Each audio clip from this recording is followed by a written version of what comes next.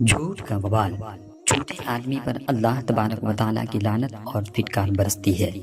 اللہ کے پیارے رسول صلی اللہ تعالیٰ علیہ وسلم جھوٹے شخص سے ناراض رہتے ہیں۔ آئیے آپ کو ایک واقعہ ہم سناتے ہیں۔ ایک لڑکا اپنے گاؤں کے کنارے بکریاں چرایا کرتا تھا۔ ایک دن اس کو شرارت سوجی اور اس نے چلانا شروع کیا، بھیڑیا بھیڑیا۔ لوگ اس کی مدد کے لیے گاؤں سے کھیتوں کی طرف دوڑے۔ جب بچے کے قریب گاؤں والے پہنچے، وہ لڑکا گاؤں والوں کو دیکھ کر مسکرانے لگا، کھلکھلا کر ہنسنے لگا اور کہنے لگا کہ میں نے تو مذاق کیا تھا۔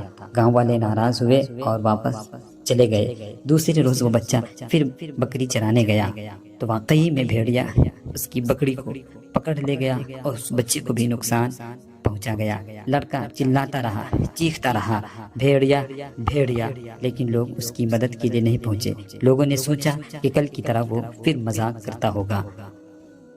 پیارے بچوں، دیکھا آپ نے جھوٹ بولنے سے کتنا بڑا نقصان ہوا، اور جھوٹ بول کر اس بچے نے خود اپنا نقصان کیا۔